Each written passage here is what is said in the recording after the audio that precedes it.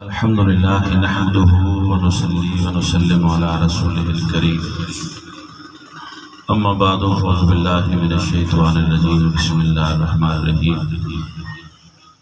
قال الله تبارك وتعالى في القرآن المجيد والفرقان الحميد ربنا اغفر لي ولوالدي وللمؤمنين يوم يقوم الحساب صدق الله العظيم وبلغنا رسوله النبي الكريم الأمين بلغ العلا بكماله كشف الدجى بجماله حسنت جميع خصاله صلوا علیہ وآلہ.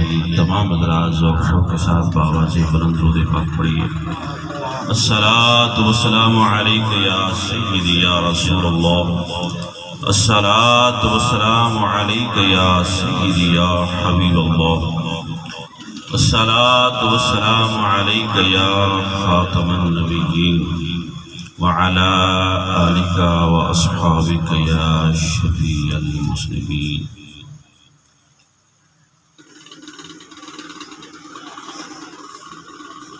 یہ آرزو نہیں کہ دعائیں ہزار دو، یہ آرزو نہیں کہ دعائیں ہزار دو، پڑھ کر نبی کی نعت لحد میں اتار دو.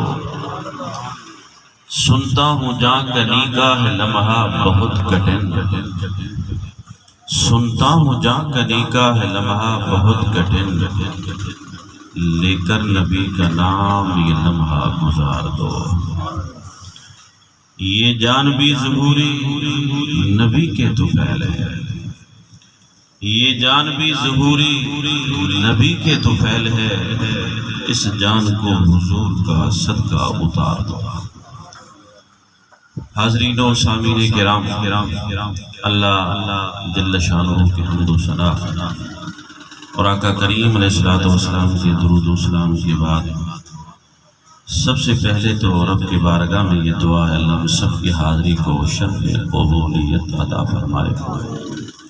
اللہ تعالیٰ ہم سب کے گناہوں کو معاف فرمائے. آج کی یہ روحانی نورانی محفل جو ہے حاجی خالد صاحب، وارث بھائی، اویس بھائی کی والدہ مرحومہ کے سال ثواب کے لیے ہے. اللہ تعالیٰ اس محفل پاک کے وسیلے سے ان کی والدہ کی قبر پہ کروڑا رحمتوں کا نزول فرمائے. اللہ تعالیٰ ان کے والدین کی قبروں کو روشن و منور فرمائے. انہیں قبر میں میرے آقا کی شفاعت کا مستحق فرمائے. اصالِ ثواب کی محفل ہے. میں نے آپ کے سامنے قرآن مجید کے الفاظ پڑھے. اللہ تعالیٰ فرماتا ہے ربنا اغفر لی ولوالدی وللمؤمنین یوم یقوم الحساب. حقیقت میں یہ دعا ہے حضرت ابراہیم علیہ السلام کی، جو آج سے کئی ہزار سال پہلے انہوں نے اپنی حیات ظاہری میں دعا مانگی تھی. وہ دعا کریم رب کو اتنا پسند آئی کہ ہزارہ سال کے بعد جب اپنے محبوب کو آخری نبی بھیج کے اس کائنات میں بھیجا تو اس دعا کو اپنے نبی پہ اتارنے والے قرآن کا حصہ بنا دیا ہے. دعا کیا ہے؟ وہ دعا یہ ہے، تقریباً جب بھی ہم نماز میں ہوتے ہیں اور نماز پڑھتے ہیں تو ہر نمازی جب نماز کا اختتام کرتا ہے، نماز کو ختم کرنے کے قریب ہوتا ہے، تو انہی الفاظ پہ نماز کو ختم کرتا ہے. ربنا اغفر لی، اے اللہ مجھے بھی معاف کر دے، ولوالدی اور میری ماں اور میرے باپ کو بھی معاف کر دے، وللمؤمنین یوم یقوم الحساب. اور مولا صرف یہ نہیں کہ مجھے یا میرے ماں باپ کو، بلکہ قیامت تک آنے والے جتنا بھی مسلمان مومن مرد ہیں یا خواتین ہیں، مولا سب کے گناہوں کو معاف کر دے. دوستو ذرا غور کرو، جنازہ پڑھتے ہیں نا، جنازہ تو اس کے بعد اختلاف پڑ جاتا ہے. لوگ کہتے ہیں کہ فلاں کی والدہ، فلاں کا والد انتقال ہو گیا، جنازے کے بعد دعا مانگو کہ نہ مانگو. کوئی کہتے ہیں جی نماز جنازہ کے بعد دعا مانگ لو، کوئی کہتا ہے نہ مانگو. لیکن رب کیسا بے نیاز ہے اس ماں باپ کی مغفرت کے لیے مانگی ہوئی دعا کو اپنے کلام کا، قرآن کا حصہ بنا دیا۔ اب قیامت تک جو نمازی ہے، ہر نمازی، لوگ تو نماز جنازہ کے بعد کی بات کرتے ہیں نا، اس کریم رب نے اس دعا کو ہماری نماز کا حصہ بنا دیا۔ جب بھی ہم نماز پڑھتے ہیں، خواہ کوئی دعا بعد نماز جنازے کا قائل ہو نہ ہو، لیکن وہ یہ دعا ضرور کرتا ہے، مولا مجھے بھی معاف کر دے، میری ماں اور میرے باپ کو بھی معاف کر دے۔ اور نماز کے اندر حضور نے فرمایا جو نماز کے بعد دعا مانگی جائے اللہ اس کو بھی قبول کرتا ہے، اور جو خود نماز کے اندر مانگی جائے تو اس دعا کی قبولیت میں تو پھر شک ہی نہیں ہوتا نا۔ تو دوستو ذرا غور کرو، سب سے پہلے ان الفاظ پہ غور کرو۔ حضرت ابراہیم نے کیا کہا؟ ربنا اغفر لی، مولا میرے درجات میں اضافہ کر دے۔ وہ نبی ہے، جب ہم کہیں گے تو ہم کہیں گے مولا میرے گناہوں کو معاف کر دے، لیکن نبی کی طرف جب اس کی نسبت ہوگی تو کہیں گے مولا میرے درجات میں اضافہ کر دے۔ سب سے پہلے اپنا حق ہے انسان پہ، اس کے بعد سب سے بڑا حق ماں اور باپ کا ہے، ماں باپ۔ تیسرے نمبر پر پھر اللہ کی جو مخلوق ہم سب بیٹھے ہیں، آپ کا میرے اوپر، میرا آپ کے اوپر کچھ حق ہے۔ تو اس دعا کے اندر ہمیں حقوق بھی بتائے گئے، حقوق بھی سکھائے گئے۔ کیا بتا دیا گیا کہ بندہ جب بھی تو رب کی بارگاہ میں دعا کرے، التجا کرے، درخواست کرے تو سب سے پہلے اپنے گناہوں کی معافی مانگ۔ جب تو اپنے گناہوں کی معافی مانگے گا تو اس گناہ کی معافی مانگنے کے بعد یہ بھی یقین رکھ، یہ بھی اعتقاد رکھ کہ تو دعا مانگ رہا ہے، تیرا رب تجھے تیری دعا عطا بھی کر رہا ہے۔ تو کہتا ہے رب مجھے معاف کر دے، جب تو ربوبیت، رب کی ربوبیت کو اپنی طرح متوجہ کرتا ہے، اس کی رحمت کو اپنی طرح متوجہ کرتا ہے، اس کے کرم کو متوجہ کرتا ہے، تو پھر یقین رکھ وہ بے نیاز، وہ کریم رب تیرے گناہوں کو معاف بھی کر رہا ہے۔ اور جب تجھے یقین ہو گیا کہ اب تو مغفور ہے، تیرے گناہوں کی بخشش ہو گئی، تیرے گناہوں کو رب نے معاف کر دیا، تو اس کے بعد اب کیا ہے؟ اب سب سے پہلے اور باپ کی بخشش کی دعا مانگی جاتی ہے۔ تو دوستو جب ماں اور باپ کے لیے دعا مانگی جاتی ہے تو پتہ اس کا فائدہ کیا ہوتا ہے؟ میرے آقا کریم علیہ السلام نے فرمایا جب ماں اور باپ کے لیے دعا مانگتا ہے کوئی لڑکا تو اس کا فائدہ یہ ہوتا ہے دعا مانگنے والے لڑکے کے گناہوں کو بھی رب معاف کر دیتا ہے، اور بچے لڑکے کی دعا کی وجہ سے اللہ اس کے ماں باپ کے گناہوں کو بھی معاف کر دیتا ہے۔ دوستو ماں باپ بڑا عظیم رشتہ ہے۔ ماں، حاجی خالد صاحب کے والدہ ہمارے پاس آیا کرتے تھے، مجھے کئی بار انہوں نے کپڑے تو دیا کرتی تھی لیکن خرچی بھی دیتی تھی، بڑی محبت کرتی تھی، بچوں کی طرح پیار کرتی تھی۔ یہ تو ہمارے ساتھ تھا، اپنے بچوں سے ان کا کیا پیار ہوگا۔ اور ہم خود سوچیں آج ہمیں اپنے بچوں سے کتنا پیار ہے، ہم اپنی بچوں کی خواہشات کو پورا کرنے کے لیے کتنا تگ و دو، کتنا کوشش کرتے ہیں۔ میں اکثر یہی کہتا ہوں کہ خدا گواہ ہمیں اپنی اولاد سے اتنا پیار نہیں ہے جتنا ہمارے والدین کو ہم سے پیار تھا۔ اس کا اندازہ یار آپ کیا میں آپ کو بتاؤں کہ ماں اور باپ کو کتنا اولاد سے پیار ہوتا ہے۔ جب میرے نبی سے پوچھا گیا کہ رب رحمان کتنا ہے، رحیم کتنا ہے، تو حضور نے کیا فرمایا؟ حضور نے فرمایا اگر اللہ کی رحمت کو دیکھنا ہے نا تو ماں کے پیار کو دیکھ لے۔ جتنا تیری ماں تیرے اوپر رحم کرتی ہے وہ رحمانہ نہیں ہے، وہ رحمان کی صفت سے متصف نہیں ہو سکتی۔ اس نے اپنے رحم میں تجھے پالا، اس نے تیری پرورش کی ہے، اس نے تجھ سے محبت کیا ہے، اس کا اور تیرا اولاد کا رشتہ ہے، ایک خون کا تعلق ہے۔ جتنا وہ تجھ سے پیار کرتی ہے تو یوں سمجھ کہ تیرا رب 70 ماؤں سے بھی زیادہ تجھ سے پیار کرتا ہے۔ تو حضور نے جب رب کی رحمت کو بیان کیا تو کیا بیان فرمایا؟ ماں کا پیار دیکھو، ماں کا پیار دیکھو۔ دوستو یہ ماں کیا ہے؟ اللہ اکبر۔ ماں اور باپ یہ اولاد کے لیے ایسی اللہ کی بہترین نعمت ہے کہ ہم خدا نہ خواستہ اپنے ماں باپ کو تنگ بھی کریں، ان کو ناراض بھی کریں نا، لیکن پھر بھی ماں اور باپ اپنے بچوں کو ہر وقت دعائیں دیتے رہتے ہیں۔ اب دیکھیں کہ ماں خود بھوکی بیٹھی ہو، خود پیاسی بیٹھی ہو، اس کے پاس پہنے کو صرف ایک جوڑا کپڑوں کا ہو، اس کے پاؤں میں جوتا نہ بھی ہو، ہم جا کے ماں کو کہیں کہ ماں میرا پیٹ تو خالی ہے، مجھے بھوک ہے، پیاس ہے، ماں خود نہیں کھاتی، اپنے منہ کے لقمے بھی ہمارے منہ میں ڈالتی ہے۔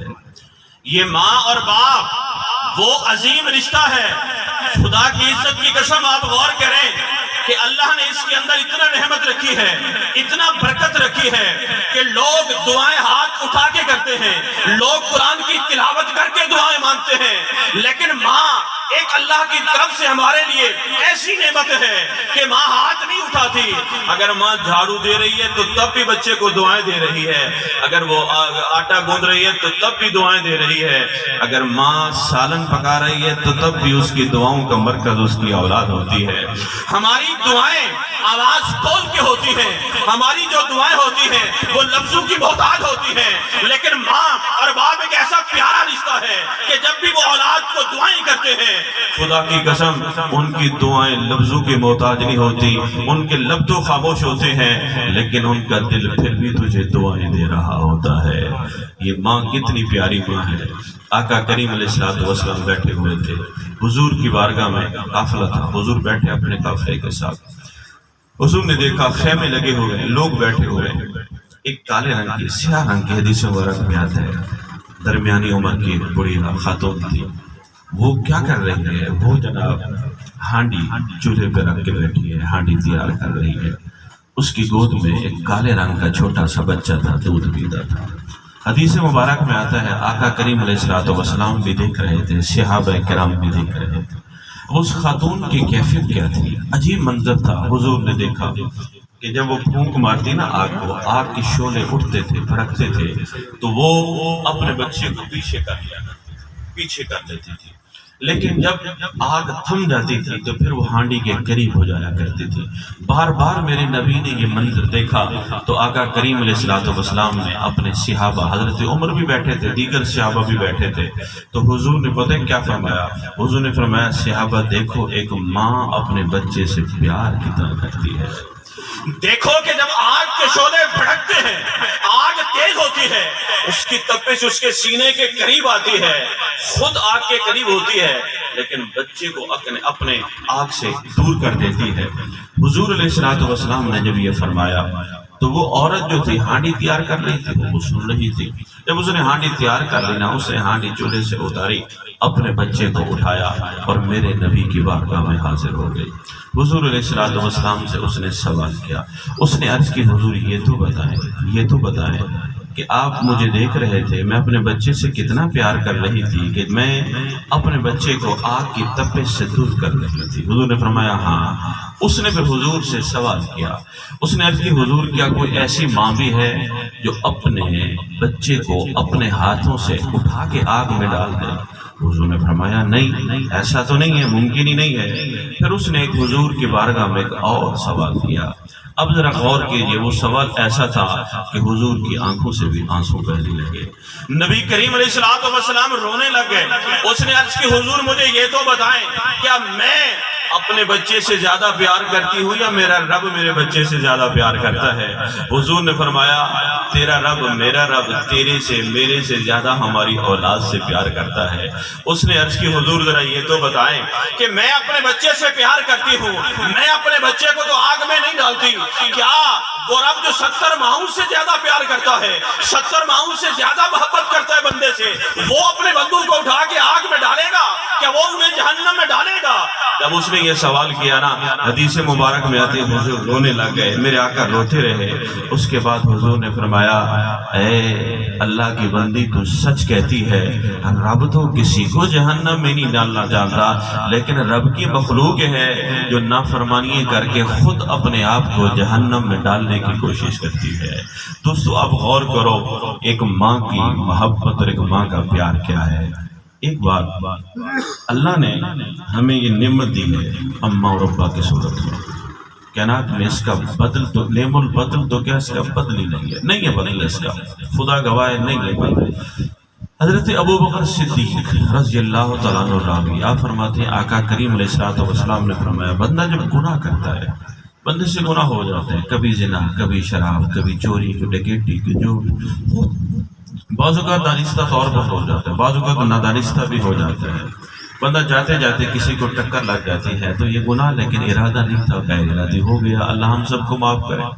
حضور حضرت ابوبکر صدیق رضی اللہ تعالیٰ عنہ فرماتے ہیں کہ جو بندہ دنیا میں گناہ کرتا ہے، اگر رب چاہے تو اس کی سزا اسے دنیا میں دے دے، چاہے تو قبر میں دے، چاہے تو حشر کے دے۔ لیکن ایک ایسا گناہ بھی ہے جب بندہ اس گناہ کو کرتا ہے تو اللہ تعالیٰ اس کی سزا اسے آخرت پہ نہیں بلکہ دنیا میں اس کی زندگی میں دیتا ہے۔ اور وہ گناہ کیا ہے؟ آپ فرماتے ہیں حضور علیہ السلام نے فرمایا وہ گناہ ماں باپ کی نافرمانی ہے۔ نافرمانی، ماں باپ کا نافرمان۔ میرے اور ہم سب کے آقا کریم علیہ السلام نے فرمایا جو ماں باپ کا گستاخ ہو، جو ماں باپ کا نافرمان ہو، جو ماں باپ کی حکم عدولی کرتا ہو، ماں باپ کو ایذائیں دیتا ہو، ماں باپ کو دکھاتا ہو، ماں باپ کو تکلیف دیتا ہو، حضور نے فرمایا وہ مرنے سے پہلے دنیا میں سزا بھگت کے جائے گا۔ امام رازی رحمۃ اللہ علیہ نے ایک حدیث مبارک کو لکھا، فرمایا آقا کریم علیہ السلام بیٹھے ہوئے تھے، حضور کی بارگاہ میں چند صحابہ حاضر ہوئے۔ انہوں نے عرض کی حضور فلاں ہمارا، جو انہوں نے نام نہیں لکھا، میں بھی نام نہیں بیان کرتا، صحابی رسول تھے، بس اتنا ہی کافی ہے۔ تو امام رازی رحمۃ اللہ علیہ نے تفسیر کبیر کے اندر جس انداز میں اس حدیث کو لکھا ہے، میں اسی انداز میں، بڑا خوبصورت ان کا انداز ہے، وہ میں بیان کرتا ہوں۔ آپ فرماتے حضور کی بارگاہ میں چند صحابہ ہے، انہوں نے عرض کی حضور ہمارا جو پیر بھائی ہے فلاں، ہمارا جو بھائی ہے، ساتھی ہے، اس کے قریب صحابہ کرام جمع ہیں اور وہ کلمہ طیب کا ورد کر رہے ہیں، لیکن اس کی زبان پہ کلمہ جاری نہیں ہو رہا، وہ روح اس کے نکلنے کی قریب ہے، مرگ قریب المرگ ہے، لیکن روح نکل نہیں رہی، زبان پہ کلمہ جاری نہیں ہو رہا۔ حضور علیہ السلام نے حضرت علی کو اور ایک اور صحابہ کو بھیجا کہ جاؤ اسے کلمہ شریف کی تلقین کرو۔ صحابی گئے، انہوں نے اس کے ارد گرد کلمہ پڑھنا شروع کر دیا، تلقین کی، لیکن اس کے باوجود بھی اس کی زبان پہ کلمہ جاری نہ ہوا۔ وہ واپس آئے تو حضور علیہ السلام نے ایک سوال کیا۔ اب ذرا اس حدیث کو آپ نے پہلے بھی سنا ہوگا، لیکن جس انداز میں امام رازی نے لکھا اس میں تھوڑا ہمارے لیے سبق ہے۔ وہ کیا؟ وہ یہ کہ حضور علیہ السلام سے پوچھا میرے آقا نے، حضور نے فرمایا یہ بتاؤ کہ یہ نماز نہیں پڑھتا تھا؟ انہوں نے عرض کی حضور نماز تو ہمارے ساتھ پڑھتا تھا۔ حضور نے فرمایا کہ یہ زکوٰۃ نہیں دیتا تھا؟ عرض کی حضور زکوٰۃ بھی ادا کرتا تھا۔ حضور علیہ السلام نے فرمایا کہ یہ روزے نہیں رکھا کرتا تھا؟ عرض کی حضور روزے بھی رکھا کرتا تھا۔ حضور نے فرمایا اچھا یہ بتاؤ کہ کیا اس کا ماں باپ زندہ ہے؟ انہوں نے عرض کی حضور اس کے والدہ زندہ ہے۔ حضور نے فرمایا اگر یہ نماز بھی پڑھتا تھا، روزہ بھی رکھتا تھا، زکوٰۃ بھی دیتا تھا، تو اس کا مطلب یہ ہے کہ یہ ماں کا نافرمان تھا جس کی وجہ سے اس کی زبان پہ کلمہ جاری نہیں ہو رہا۔ دوستو یہاں پر تھوڑا سا ٹھہر کے جو فکر ہے ہمارے لیے، جو سبق ہے وہ کیا؟ وہ یہ حضور نے کیا پوچھا؟ نماز کے بارے میں، حضور نے روزے کے بارے میں، زکوٰۃ کے بارے میں بھی۔ اس کا مطلب یہ ہے اللہ ہم سب کا خاتمہ ایمان پہ فرمائے۔ دعا کیا کرو؟ یہ ممکن ہے کہ ایک بندہ جو طاقت کے باوجود زکوٰۃ نہیں دیتا، روزہ نہیں رکھتا، نماز کو نہیں پڑھتا، ممکن ہے کہ جب اس کی موت کا وقت قریب آئے تو اس کی زبان پہ کلمہ نہ جاری ہو۔ یہ ممکن ہے حضور کے فرمان کے مطابق، کیونکہ حضور نے سب سے پہلے نماز کے بارے میں، زکوٰۃ کے بارے میں، روزے کے بارے میں پوچھا تھا۔ تو دوستو اس کے بعد پھر حضور نے سب سے پہلا جو حق تھا وہ ماں کا تھا۔ تو حضور نے پوچھا کہ ماں کا نافرمان تو نہیں ہے؟ انہوں نے عرض کی حضور یہ تو خبر نہیں۔ حضور علیہ السلام خود حدیث مبارک میں آتے اس کے پاس تشریف لے گئے، سرکار دو علیہ وسلم نے فرمایا اس کی ماں کو بلاؤ۔ صحابی گیا، اس کی ماں کو پکڑ کے لے آئے۔ جب حضور کی بارگاہ میں وہ بڑھیا لائی گئی، حدیث مبارک میں آتا ہے کہ اس کی آنکھ ضائع ہو چکی تھی، ایک آنکھ ختم ہو چکی تھی۔ نبی کریم علیہ السلام نے فرمایا یہ تیرا بیٹا ہے، اس کی روح نکل نہیں رہی، اس کی زبان پہ کلمہ نہیں جاری ہو رہا۔ حضور نے فرمایا کیا یہ تیرا نافرمان تھا؟ اس نے عرض کی حضور ہاں۔ حضور نے فرمایا کیا تو اس کو معاف نہیں کر دیتی؟ اب ذرا غور کیجیے، حضور نے کیا فرمایا؟ نبی کریم علیہ السلام نے فرمایا تو اس کو معاف کر دے۔ اس نے کہا حضور میں اس کو کیسے معاف کروں؟ اس بدبخت نے مجھے تھپڑ ماری تھی، تھپڑ مار کے میری آنکھ کو ضائع کر دیا تھا۔ کتنا وہ ظالم بیٹا تھا۔ یارو غور کرو، آج ہم 2 نمازیں پڑھ لیتے ہیں، ہاں جی، تو تھوڑا خیرات صدقہ کر لیں تو ہم کہتے ہیں کہ یار ہم تو بہت بڑے مومن بن گئے۔ دوسرے مومن پہ ہمیں جناب وہ کیا کہتے ہیں کہ ہماری نظر میں اس کی کوئی عزت نہیں ہوتی۔ لیکن غور کرو، نمازیں میرے نبی کی ابتدا میں پڑھتا تھا، کلمہ اس نے حضور سے براہ راست سیکھا تھا، لیکن ماں کا گستاخ تھا تو حضور نے کیا فرمایا؟ حضور نے فرمایا تو اس کو معاف کر دے۔ اس نے کہا کیسے معاف کروں حضور؟ جو اس نے تھپڑ مارا تھا، اس کی تھپڑ کی وجہ سے میری آنکھ زے ہو گئی، آج تک اس کی درد کو میں محسوس کرتی ہوں، وہ تکلیف جو آج تک مجھ سے بھلائے نہیں بھولی جاتی، میں اس کو کیسے معاف کر دوں؟ جب اس نے بار بار یہ کہا، حضور نے فرمایا اگر تم معاف نہیں کرتی تو پھر تو یقین رکھ تیری نافرمانی کی وجہ سے اس کی زبان پہ کلمہ جاری نہیں ہوئے گا، جب تک کلمہ جاری نہیں ہوتا یہ نافرمان ہوگا، اور یہ یہاں سے دنیا سے خاتمہ ایمان لے کے نہیں جائے گا، مرنے کے بعد بھی تو جہنم میں جائے گا نا۔ میں تیری آنکھوں کے سامنے اس کو دنیا میں جلا دیتا ہوں۔ جب حضور علیہ السلام نے یہ کہا نا، وہ ٹھہر گئی۔ حضور نے فرمایا جاؤ لکڑیاں لے کے آؤ۔ اب وہاں پر صحابہ کرام گئے، لکڑیاں لے کے آئے۔ جب لکڑیاں لے کے آئے نا تو اب وہ ماں تھی نا، ماں تھی یار، ہم تو بڑے ظالم اور سخت دل لوگ ہیں، لیکن غور کرو ماں کے دل کے اندر ارے اللہ نے کتنا محبت رکھی ہے۔ اس نے جب دیکھا کہ لکڑیاں آ گئی، حضور آگ جلانے لگے ہیں، عرض کرتی حضور یہ تو بتائیں یہ لکڑیاں کیوں منگوائی گئی، یہ آگ کیوں جلائی جا رہی ہے؟ حضور نے فرمایا تیری آنکھوں کے سامنے تیرے بیٹے کو اس دہکتی ہوئی آگ میں ڈالتا ہوں۔ اس نے کہا کیوں؟ حضور نے فرمایا اگر تم اسے معاف نہیں کرے گی نا تو رب بھی معاف نہیں کرنے والا۔ جب حضور نے یہ کہا نا تو اس نے پتہ ہے کیا کہا؟ حدیث میں آتا ہے اس نے 3 بار کہا حضور میں نے اسے معاف کیا، حضور میں نے اسے معاف کیا، حضور میں نے اسے معاف کیا۔ میرے آقا آپ گواہ ہو جائیں، میں نے اس کو معاف کر دیا۔ ابھی ادھر ماں کہہ رہی تھی میں نے اسے معاف کیا، معاف کیا، وہ کہہ رہی تھی معاف کیا، رب نے بھی معاف کر دیا، اور اس کی زبان پہ جاری ہو گیا لا الہ الا اللہ محمد الرسول اللہ۔ اب اس نے کلمہ پڑھا تو اس کے بعد اس کی ماں جو بڑھیا ماں تھی، اس نے میرے نبی کی بارگاہ میں 2 جملے بولے۔ دوستو ذرا غور کرو، وہ جملے بڑے پیارے تھے۔ اس نے کیا کہا؟ اس نے کہا حضور آپ اس کو آگ میں جلا رہے تھے، کیا 9 مہینے جو میں نے اس کو پیٹ میں رکھا تھا کیا اس کو آگ میں ڈالنے کے لیے رکھا تھا؟ حضور میں نے 2 سال پورے اس کو جو دودھ پلایا تھا کیا اس کو آگ میں ڈالنے کے لیے؟ حضور یہ نافرمان ضرور تھا، یہ میرا نالائق بیٹا ضرور تھا، لیکن میں یہ نہیں چاہتی کہ اس کو آگ میں ڈال دیا جائے۔